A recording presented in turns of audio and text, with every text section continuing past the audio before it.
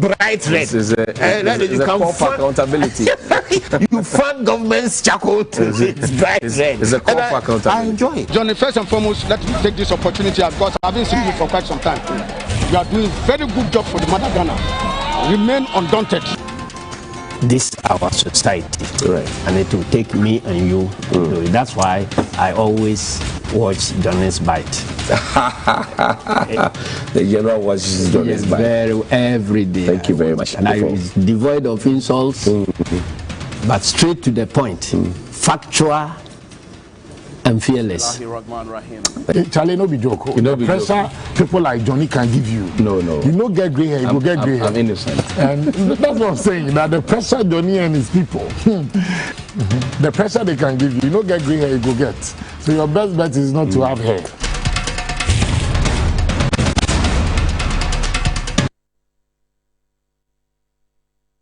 Rahman Rahim. Alhamdulillah Rabbil Alameen. The Lord is my light and my salvation, whom shall I fear? And yea, though I walk through the valley of the shadow of death, I will fear no evil, for thou art with me. Thy rod and thy staff, they comfort me. You prepare a table before me in the presence of my enemies. You anoint my head with oil, my cup overflows. And surely goodness and mercy shall follow me all the days of my life, and I will dwell in the house of the Lord forever and ever. Amen. Assalamu alaikum. Welcome to Johnny's Bite. It's the 24th day of March. It's the day the Lord has made. And I'm starting on a biblical and religious note because we know that today is the day set aside for the Finance Minister, Mr. Ken Ofori-Atta, as you can see behind me, to address all of us as a sequel to the cabinet meeting that was held and all the issues that are going on. We're promised that the Finance Minister was going to address us. And it says that it will happen because this will happen at the Ministry of Finance, right? So the Finance Ministry will be telling us what will be happening and give us all the fine details. But this morning, I want to encourage you and start a certain sense of public advocacy and public responsibility and knowing that you have rights, but you also have responsibilities. If you're a taxpayer and you pay income tax in this country, you perhaps may have realized that your income tax, if you're a Christian, is bigger than your tithe. Have you realized that?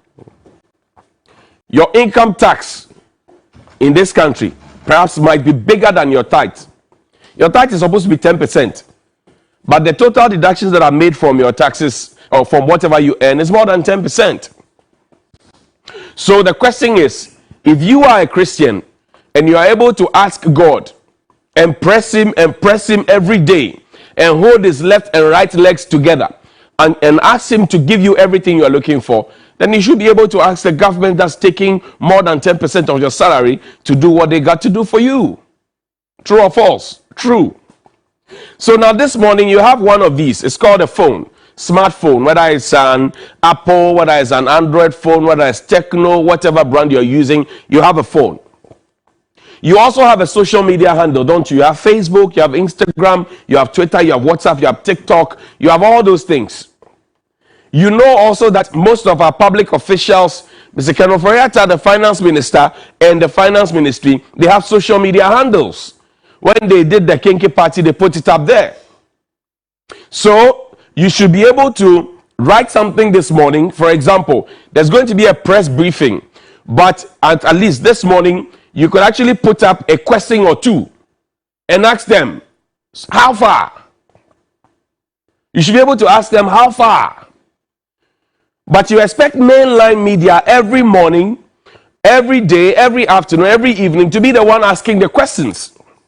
So you finish paying your tax and then you go and sleep.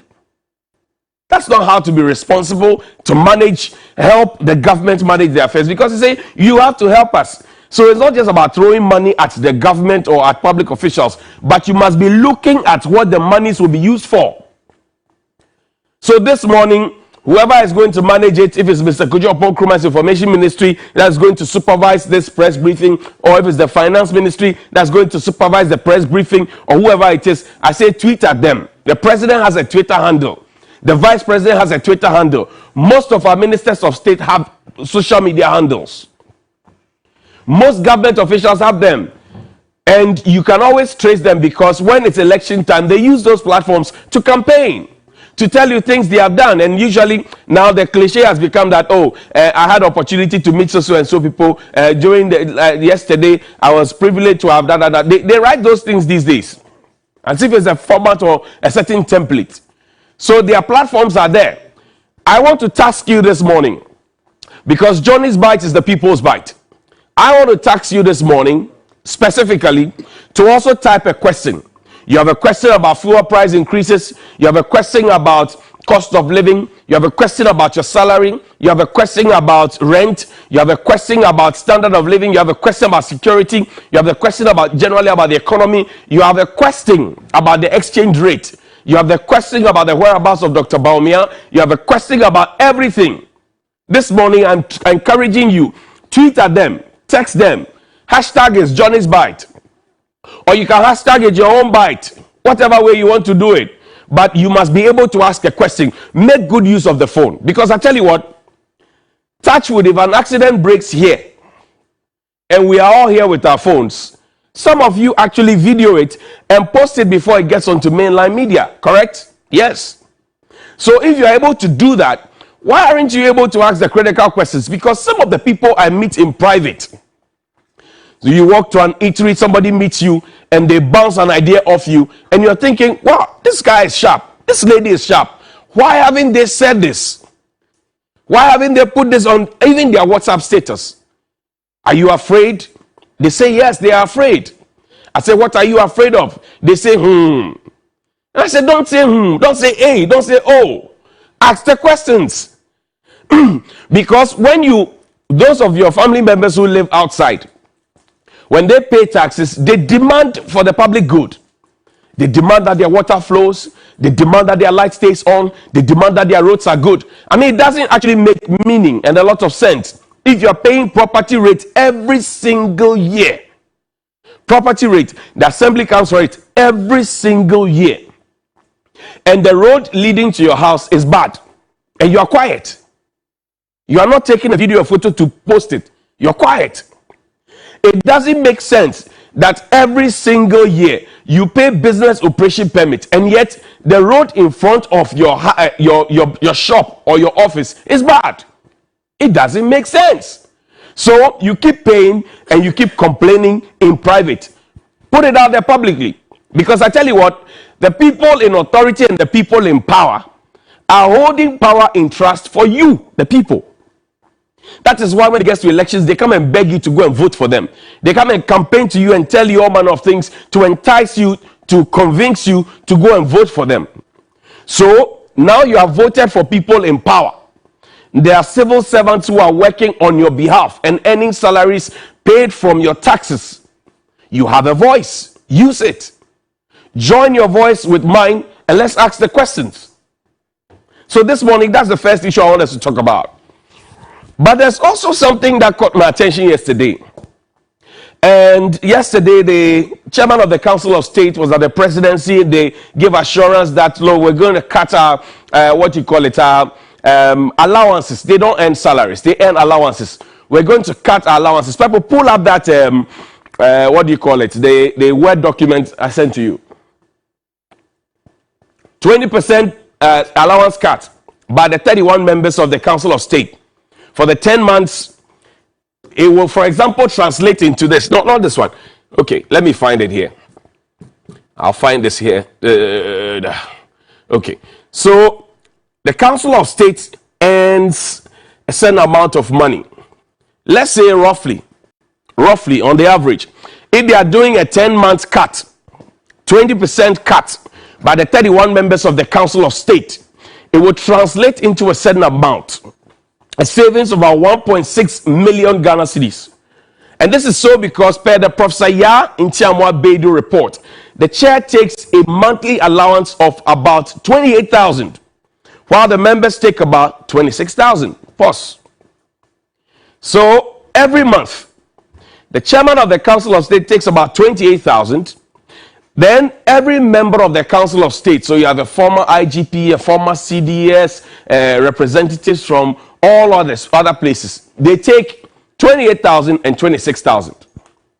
If they are to lose a certain amount of that money, and I'll find it here and share with you. If they are to lose a certain amount of that money, you would actually understand that per the professor's projections, the chairman is taking 28,455, and then they are cutting 20% off. That would translate into 5,691. So the chairman is taking 28,455. Translate that, it will be 5,691. So the monthly cut will be 56,910. That's 10 months cumulatively. Okay? And then for 10 months, they will get 910. That's for the chairman alone. That's huge money. Now, the members are taking 26,266. There are 30 of them. Now, if all 30 of them decide that they are going to do a 20% cut, then you will get 5,253.2. 5,253.2. That's what we are going to get from that projection. Now, the question we want to ask this morning is this. The vice president, the president, as we speak right now, takes 47,277. 47,277 cedis. The vice president takes 39,397. The cabinet minister, who is an MP, takes 39,397. And then the cabinet minister, who is not an MP, takes 32,832. And then the minister of state, who is also an MP, takes 30,644 Ghana cedis. A minister of state who is not an MP takes 30,206. And then a regional minister MP will take 30,644. And then the regional minister who is not an MP will take 29,768. Bojidi. Then a deputy minister who is an MP will take 28,760 Ghana cedis. A deputy regional minister, well, we don't have any at the moment, but if we had, they would have taken 28,760. If we had a deputy minister who was not an MP, we have 27,579. And then a deputy regional minister who is not an MP would also take 27,579. The chairman of the Council of State, I've told you what they take, and then the members of the Council of State, that's what they take. So, if, for example, they are losing 5% of what it is that they are taking, then you will understand that they are saving 5,000, 7,000 all. Let's bring that into the Utah conversation. Because the University Teachers Association were asking for a certain pay rise or what is due them.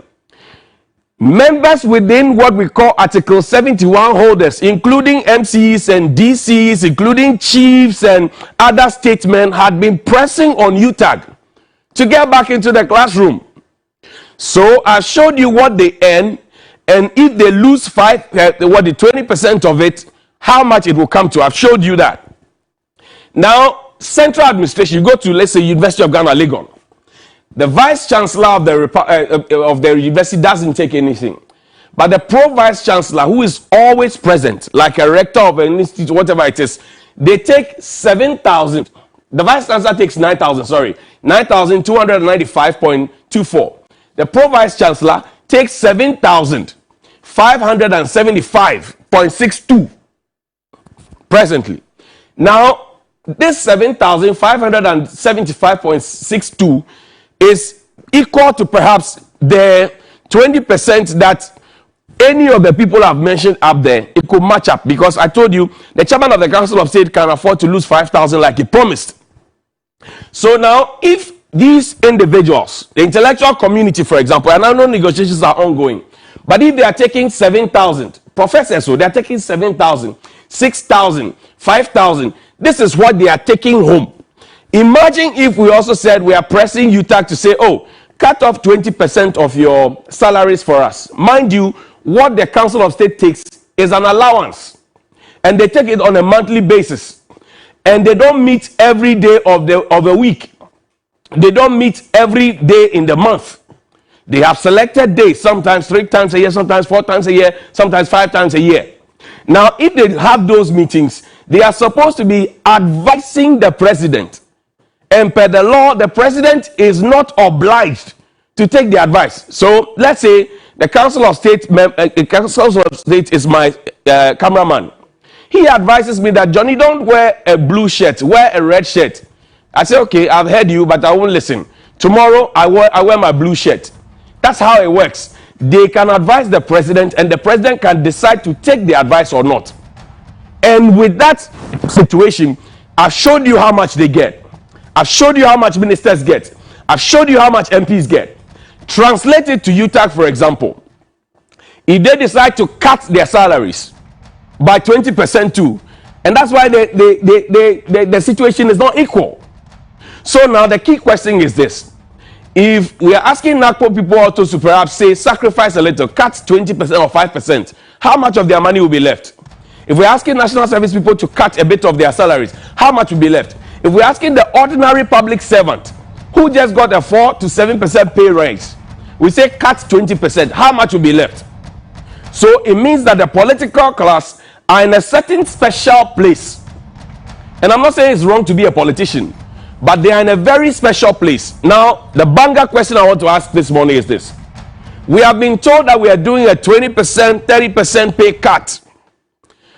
But nobody in government has been able to tell us that if we cut this 20% and 30%, we are going to, like private sector and all of our citizens contributed to build Ghana's first infectious disease center in a very short while under Senor Hosi and his good friends.